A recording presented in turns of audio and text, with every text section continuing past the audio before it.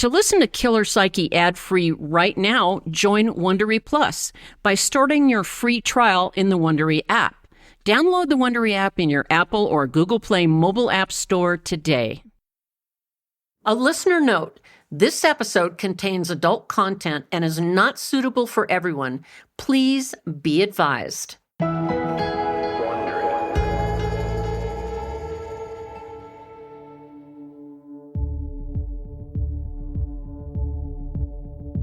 When I was in training at the FBI, one day we were having a lecture about serial killers, and I recall the instructor looked around the room and said, "There's no such thing as a female serial killer."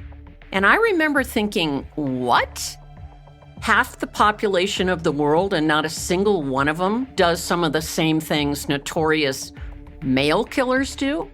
So I bit my lip. I mean, you don't contradict an FBI instructor in class. But I would come to learn they were wrong. There's a reason the instructor said that. My training for profiling was in the 80s. The internet did not exist. Archive material wasn't easy to get to. And female killers weren't making a big splash. Sure, there was the occasional Black Widow story in the news. A woman who would marry a guy, kill him, steal his money, do it again and again. But that wasn't seen as the type of serial killer as defined by the FBI. Years after my FBI instructor made that claim, I'd been hearing about a movie called Monster. A lot was made about the movie, especially about Charlize Theron, who won an Oscar for her performance. I really like Charlize, and I like to watch movies on a Saturday night to relax. So I decided it was the perfect excuse to watch the movie. I know it seems kind of odd that at a time to relax, I would choose a movie about a serial killer, but frankly, that's my interest. I'm fascinated by why people behave the way they do. I think I also really wanted to see what was so mesmerizing about this woman that she inspired movies, documentaries, and books. She would later become known by the title of the film I was watching that night. The name of the movie, Monster, was clearly someone's opinion about who the killer was. But I have to tell you, having seen the movie and done my own research on her background and her crimes, she didn't get there on her own. She had a lot of things happen in her life that contributed, without question, to her becoming the so-called monster. Her real name was Aileen Wuornos. I was, of course, familiar with her case, but the excessive media that surrounded her life and eventually her death was astounding. The world could not get enough of her. What was so special about Aileen Wuornos? What drove Aileen to kill 7 men? Was it her horribly abusive and traumatic childhood? Or was she truly, like the film said, a monster?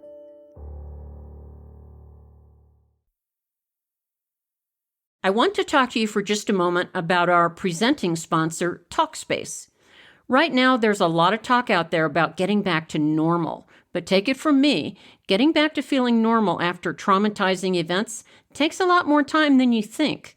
The good news is, working through your emotions with a therapist can bring you real relief and give you the tools to cope in these uncertain times we're living through.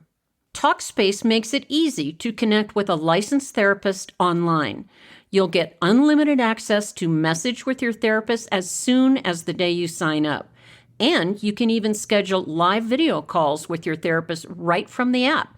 So no matter where you are, feeling better is just a message away. Match with your therapist today at Talkspace.com and get $100 off your first month with promo code PSYCHE. That's Talkspace.com, promo code PSYCHE.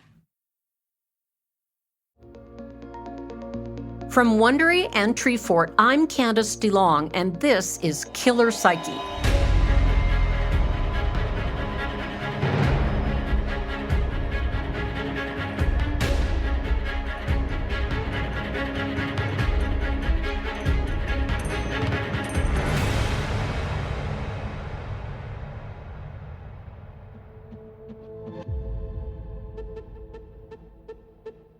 I'm a retired FBI criminal profiler and psychiatric nurse. I've been studying people's minds for more than 5 decades. When someone does something horrifying or even criminal, we ask ourselves why. What were they thinking? But we rarely get a satisfying answer. I'm diving deep into the mindsets of all kinds of criminals and others whose disturbing behavior landed them in the news. We are going beyond the headlines in this series, and I'll give you my best analysis of what made them do what they did. This episode is Aileen Wuornos. When I heard about this case, I was working in the Chicago division of the FBI. Chicago is really cold in the winter, and I hate it. It just cuts right through you. Every morning, I had to walk through one building to get to the federal building. In the first building was a bagel shop, and I would go in there and get my hot tea and a bagel and then walk over to the federal building. I was sitting at my desk enjoying my morning routine, my tea and bagel, when the supervisor came out of his office, looked at me and said, "Hey, Candace, come in here." I wondered, what the heck is going on? And when I went into his office, he had his television set on and was watching the news. The story was about a person that had been arrested and was charged with several murders, and they were calling her a serial killer. I thought, a woman serial killer? Is this the press just going off? Because I'd been told they didn't exist. I thought back to my instructor's claims at the FBI many years before, and, well, I guess my instincts about that had been right.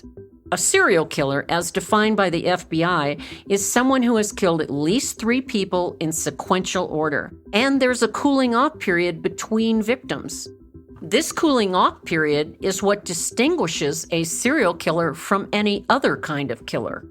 For serial killers, whether they are sexually motivated or thrill killers, there's a buildup that adds to their fantasy. There's the planning, the search for the victim. Then comes the latter part of the planning, which is scoping things out, and then the murder. The whole process is like a crescendo, and the murder is the climax. And then they cool off and may not even think about doing another murder again for days, months, or in some cases, years. As they get used to killing, the cooling off period becomes shorter and shorter. And this is when they usually get caught. At the beginning, they're very careful, but after they get away with it quite a few times, they believe they are invincible, and that's when they make mistakes. A spree killer starts with 1 victim or maybe 2 victims, but at the same time, and then they move on to the next victim. For example, they may shoot someone at a convenience store, get in their car, drive to a bank, rob it, and shoot someone there. It's a spree. There's no real planning in between, no buildup. The weapon of choice for a spree killer is almost always a gun, and their crimes happen in a short amount of time, a day or 2. There's no cooling off period. In 1992, Robert Ressler, one of the founders of the FBI's Behavioral Science Unit, wrote in his biography that talking about female serial killers wasn't really accurate. Women tend to kill more in sprees rather than in sequence. The only exception to that was Aileen Wuornos. This was a common belief at the time. Again, access to information was not as easy as it is now, and the internet has opened up a whole new way to compile and share information. Also, they were looking for a killer that was sexually motivated. Aileen was not sexually motivated, although she used sex to get her victims. She would pick up a man and kill him. It would be a while, but she would do it again. Cooling off, do it again. Cooling off, do it again. A spree killer just goes around in quick fashion and kills anybody that gets in their way. Another difference with Aileen was that most women who kill more than one person know who their victim is, but that wasn't the case here. By the time she was captured, she had killed 7 men over a 1-year period. Her first victim was a man named Richard Mallory. He was the owner of a TV repair shop. His body was found under a piece of carpet in the woods. He had been shot 4 times. A lot of serial killers tell police that their first murder was the most difficult. For Eileen, her first murder opened the door. It was a way for her to express her rage, and it made it easier for her to go on and commit 6 more murders. Her victims included a traveling salesman, a rodeo worker, a trucker, and a retired chief of police. One of the victims' bodies was never recovered, but there was evidence in his car linking him to Eileen.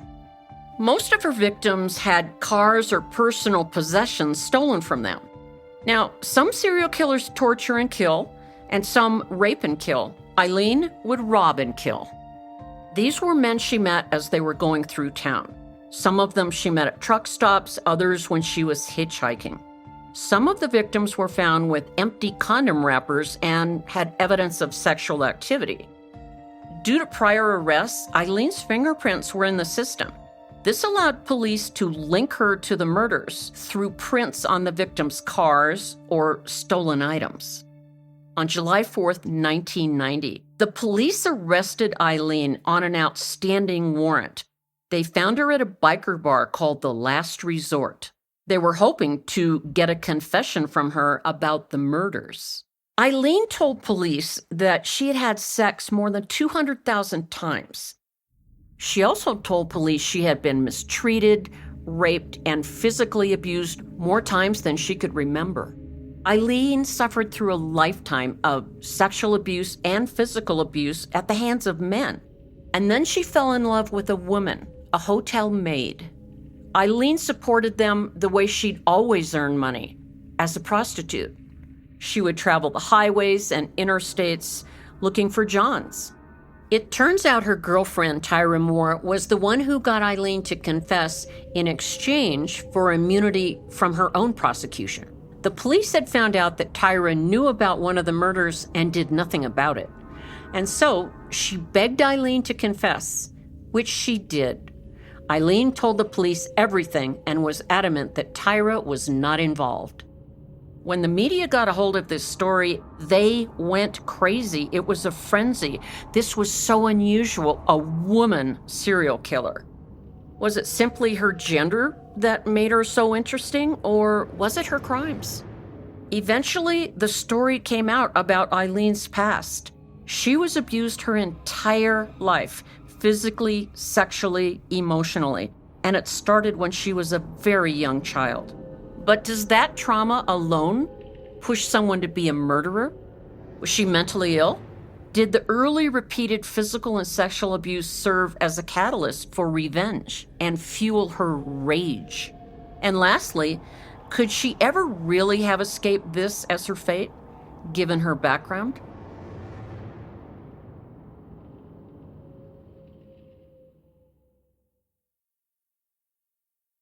Eileen Wuornos' case is one of the most complicated and disturbing I've ever seen. The law enforcement professionals trying to piece everything together and work towards some semblance of justice saw a lot of dark and disturbing things in their time on the case. It's why the FBI and most advanced police departments have stress management teams, because they know that if people don't talk about what's happening to them, the stress and trauma can build up and cause a lot of damage. All right, so maybe you're not dealing with anything quite so dark, but whatever you're struggling with, it really helps to talk to a therapist.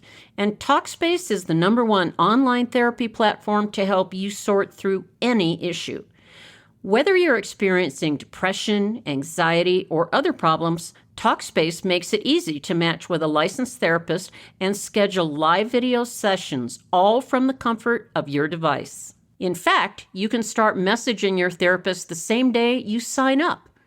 Being able to send and receive unlimited messages with your dedicated therapist in the app means you don't have to wait weeks before your next appointment. Talkspace therapists help you develop tools to cope in difficult times. To match with a licensed therapist, go to Talkspace.com and get $100 off your first month with the promo code PSYCHE. That's $100 off when you use code PSYCHE, PSYCHE, at Talkspace.com. All right, so we all want to eat in a more healthy way, a way that makes us feel good. But that tends to involve a lot of preparation: shopping, dicing, marinating. Maybe that's not your thing, or maybe you love cooking, but you just don't have the time for all the prep. Well then, you need to know about our sponsor, Green Chef.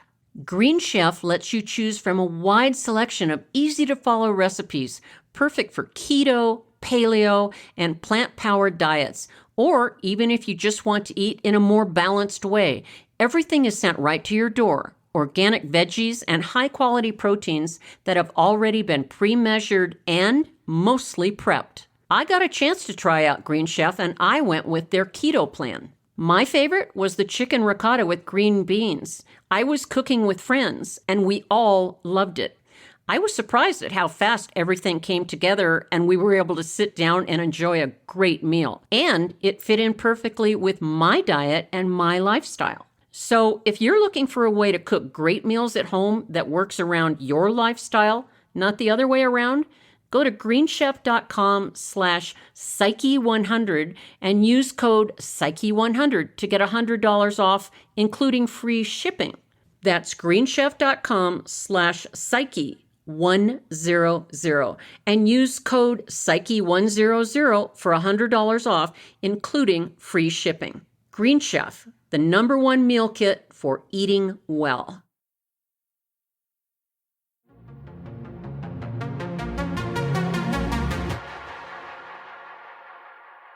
Aileen Wuornos's life is much more interesting than her crimes. In fact, reportedly, there's a movie being made now about her early life, a prequel to Monster.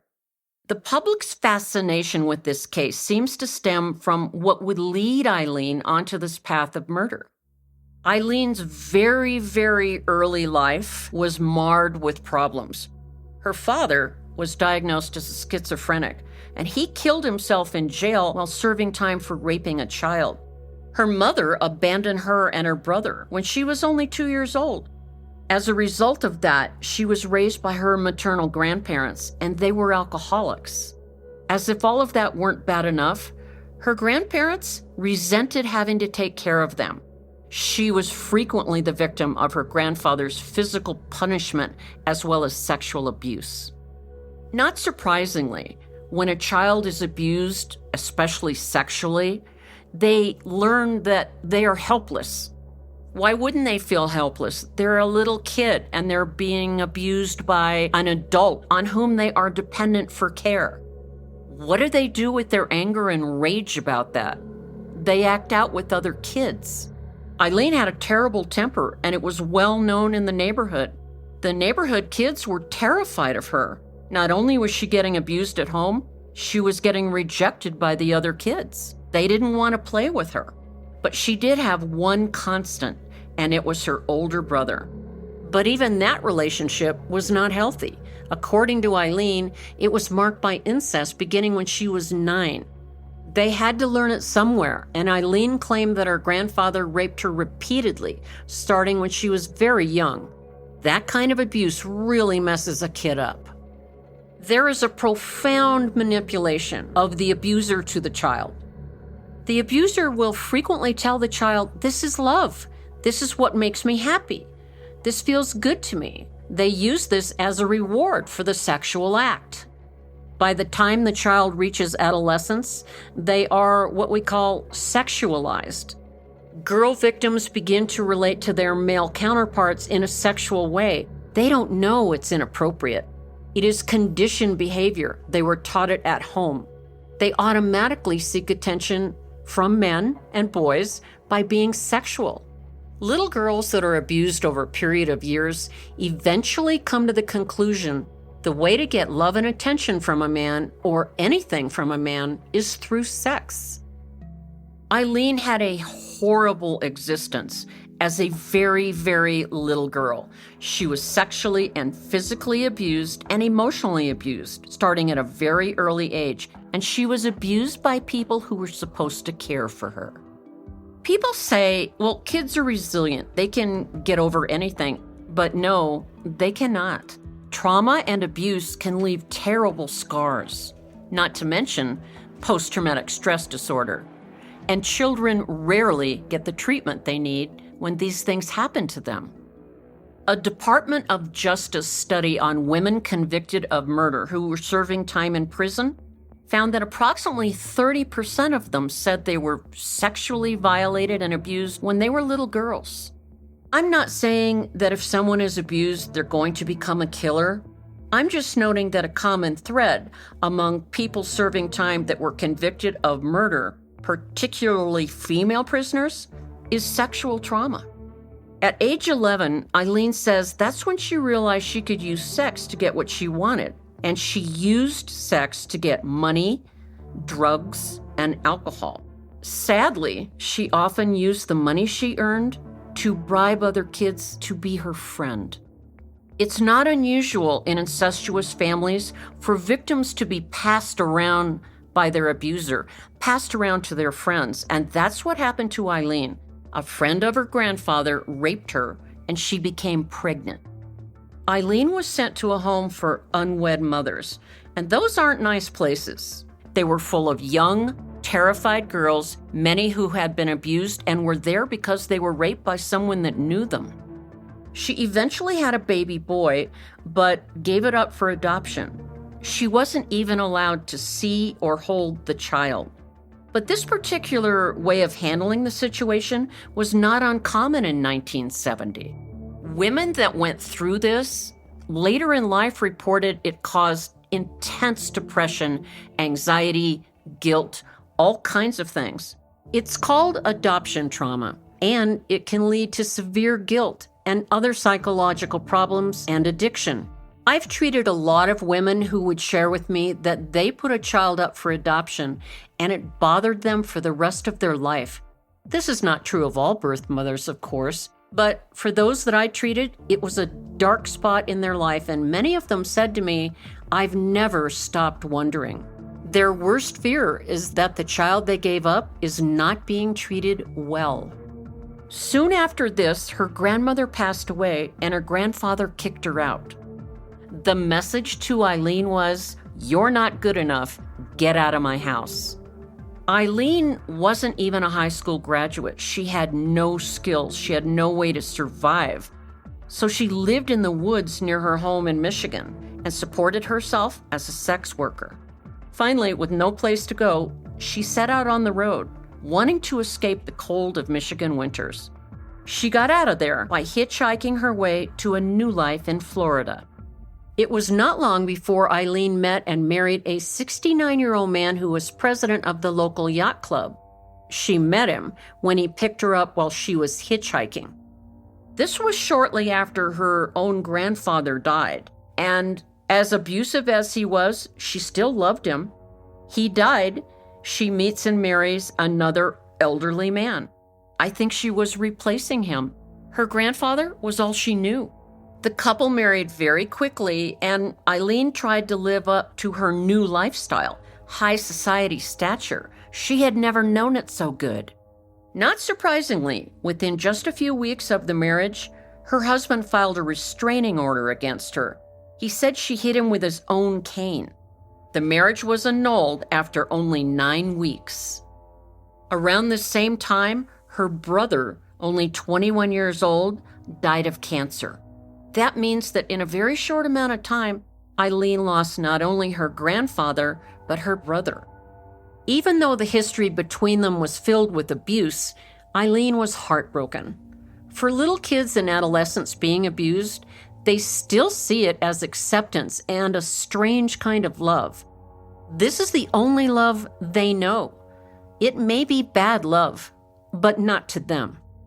She also lost her husband, but it was because she was impossible to live with.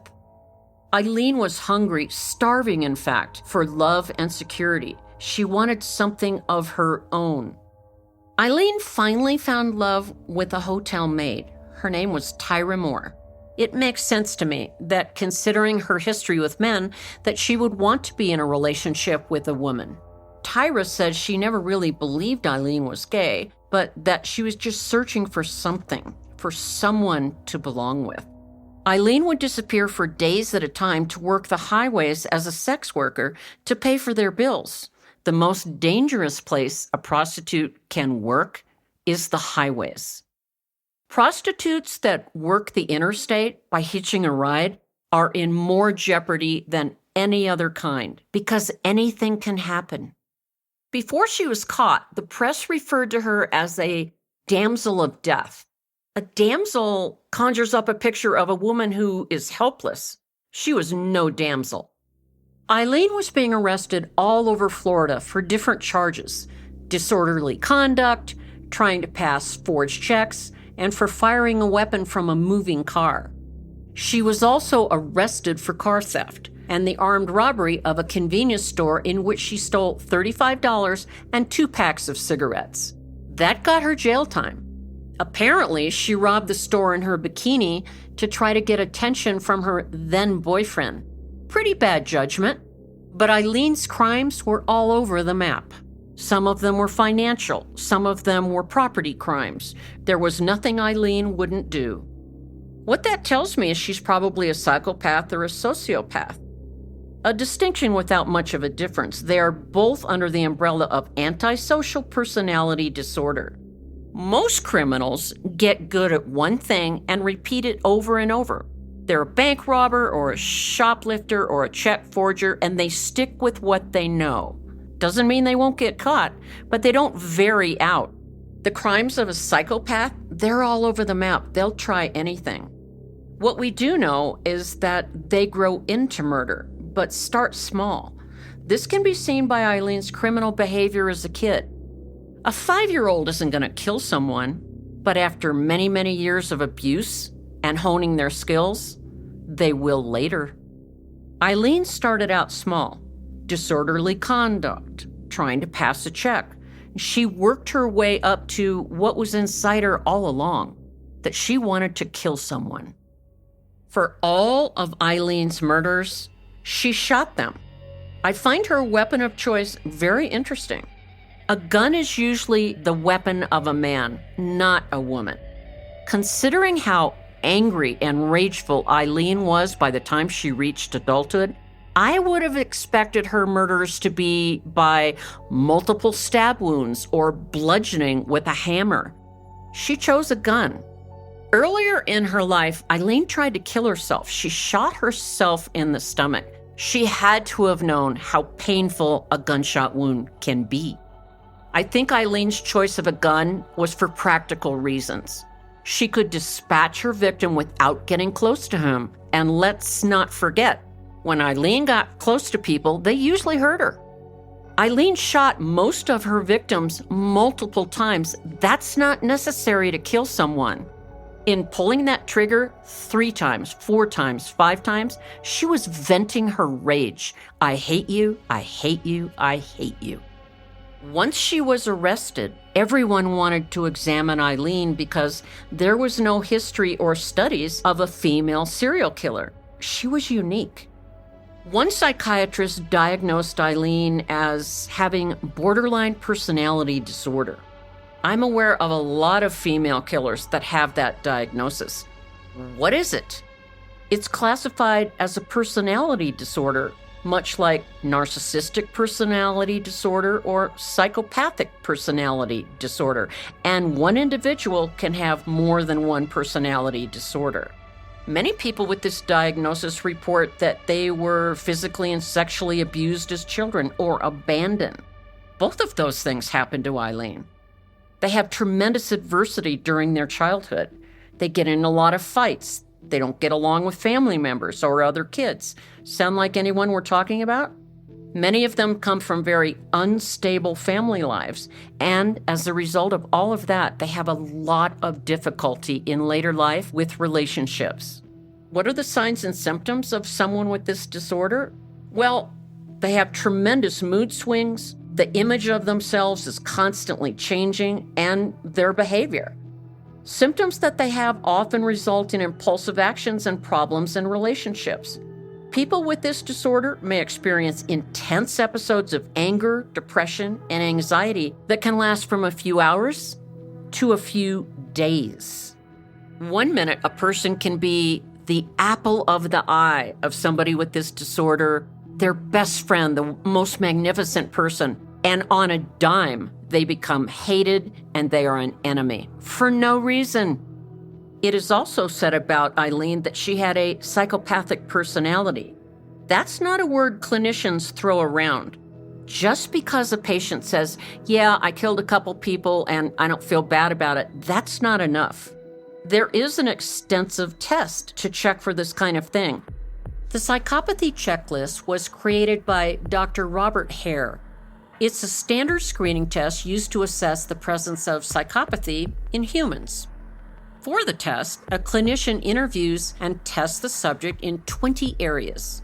Some of them include impulsivity, aggression toward others, lying, inability to stick to a plan, always going for the short-term fix versus long-term gain.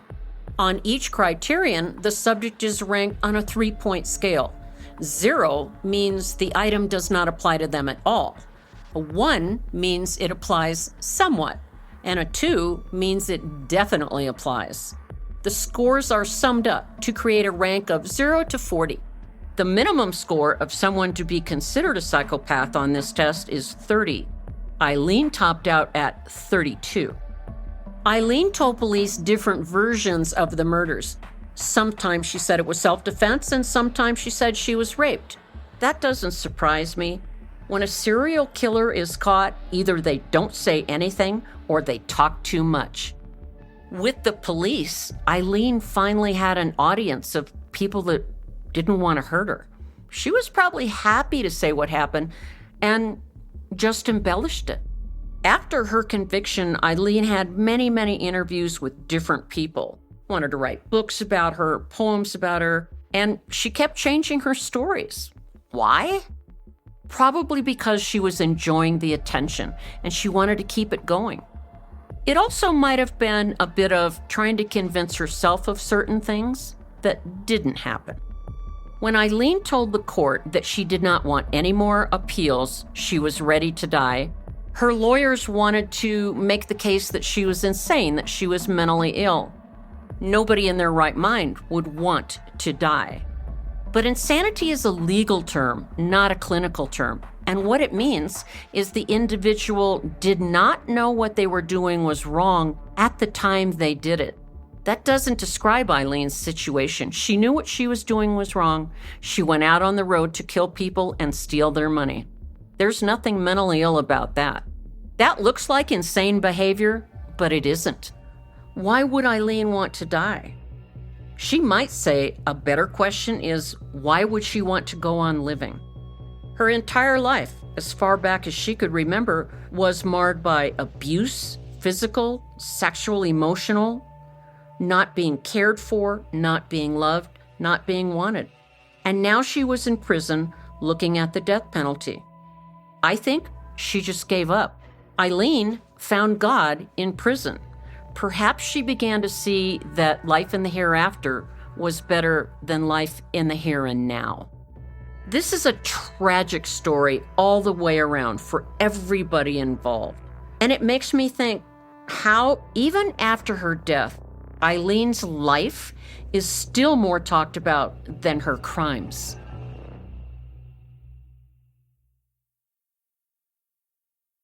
We get support from Purple, the creators of The Grid. If you haven't heard me talk about it before on the show, The Grid is a unique ventilated design in Purple's mattresses and pillows. The Grid allows air to flow through, keeping you cool throughout the night, even right now when it feels like it's 1,000 degrees outside.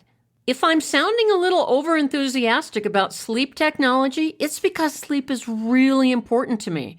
I don't feel like myself if I've been tossing and turning all night. I know my producer, Julie, feels that way too, and she got the opportunity to try out The Grid in a Purple pillow. She was happy to find out that not only does it help her sleep cool, but it's also amazingly supportive. Also important to note, unlike memory foam, which remembers everything, The Grid bounces back as you move and shift, so you never get that I'm stuck feeling you do with memory foam. Purple is comfort reinvented. Try your Purple mattress risk-free today with free shipping and returns. Financing is available too. Right now, you'll get 10% off any order of $200 or more. Go to purple.com/psyche and use promo code psyche. That's purple.com/psyche, promo code psyche, PSYCHE, for 10% off any order of $200 or more. One last time, purple.com/psyche, promo code psyche. Terms apply.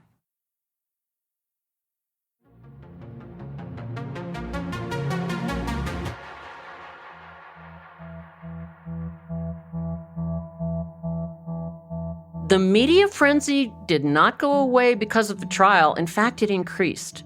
Before the trial, a born-again Christian woman saw Eileen's picture in her local newspaper and decided she must meet her. She found out that she could only visit her if she was family. So what does she do? She and her husband actually adopt Eileen, who was then 35 years old. That's going to a rather extreme length to get to meet someone. To Eileen, alone and accustomed to betrayal, the couple appeared to be her answer, the answer to her prayers. Someone without an ulterior motive. Eileen wouldn't even talk with her attorney until they ran everything by this woman. This continued until after the trial. It was then Eileen discovered that the woman was saving all their correspondence and art to be sold at a later date. She severed all ties with her new family and once again was alone. Another betrayal by her girlfriend may have been even more painful. When Tyra was on the witness stand testifying, that was when Eileen learned the depth of her betrayal, that she had been cooperating with the police and had a deal. In doing so, she tricked Eileen into confessing everything and that Eileen alone was responsible for the murders. During Tyra's testimony, Eileen tried to catch her eye, but Tyra looked straight forward and never at Eileen. She insisted until the very end that she loved Tyra. Her trial was marred by frequent outbursts. She would erupt into a tirade, accusing prison personnel of trying to kill her, putting poison in her food. Eileen took the stand in her own defense, and during cross-examination, she lost her temper, and that actually showed the jury exactly what she was capable of. Juries are afraid of people that lose their temper on the stand. Who wouldn't be? If a person acts like that in their own murder trial, is it such a stretch they could act worse in private? Not surprisingly, the jury convicted her in less than 2 hours. But she wasn't done with them. As they left, she lashed out at them, yelling profanities, and said she hoped they got raped. Considering Eileen's history of being raped, that was probably what she thought was the worst possible thing she could say to anyone, because it was the worst thing that happened to her. Eileen was sentenced to death a total of 6 times and eventually petitioned a judge to stop her appeals and let her die. It's important to note that Eileen said if she were released, she would kill again. And when she chose to stop the appeals, it was through her newfound faith that she hoped to find a better life waiting for her in death. After a lifetime of betrayal, abuse, and rage, that was the best she could hope for. In the end, Eileen insisted she was not a man-hater, saying, "I'm so used to being treated like dirt that I guess it's become a way of life. I am a decent person." Eileen Wuornos was the woman that broke open a whole new study of women being serial killers. Not something I think you aspire to be, but nonetheless, she is infamous. Eileen killed 7 men. The extreme abuse Eileen suffered in her childhood set her on a path to destruction. Not just her own, but others as well. Eileen inspired movies, documentaries, poetry, and books. In life, Eileen searched for things she seemingly could never attain: love, acceptance, and belonging. During this search, she found God. The day before her death, when she thought the cameras were off, once again, she said that she had killed in self-defense. That wasn't true. Nevertheless, she was ready to die. Eileen Wuornos was executed by lethal injection on October 9th, 2002.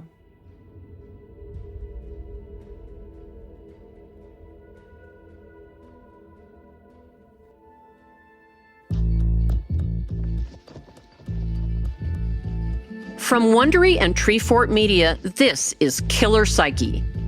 Follow Killer Psyche on Apple Podcasts, Amazon Music, the Wondery app, or wherever you're listening right now. The next episode will be out in a week, but you can listen to it right now, ad-free, by joining Wondery Plus in the Wondery app.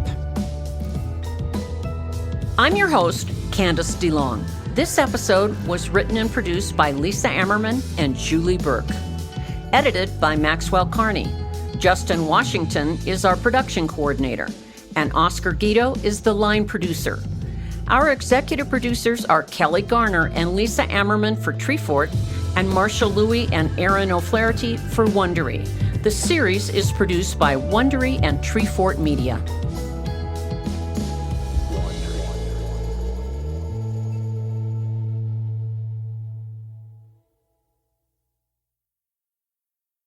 In October 2008, the residents of Valley View Apartment Complex in Redmond, Washington, held a Halloween party. Dozens of people in costume mingled, drank, and danced. But before the night was over, one of them was murdered. The police had a suspect. His DNA was at the crime scene. His story kept changing. When he finally came in for questioning, the detectives felt like they were just a breath away from a confession. But that didn't happen. And so the police focused their attention on another man, a man with a criminal record whose DNA was also found at the crime scene. And he just so happened to be the only black man at the party. Suspect is a new true crime miniseries about cutting-edge forensic science and mislaid justice, about race and policing, and ultimately the kinds of weighty decisions that cops and prosecutors make every day. Decisions that, once made, change lives forever and are almost impossible to reverse. Follow Suspect on Apple Podcasts, Amazon Music, or you can binge all 9 episodes ad-free by subscribing to Wondery Plus in Apple Podcasts or the Wondery app.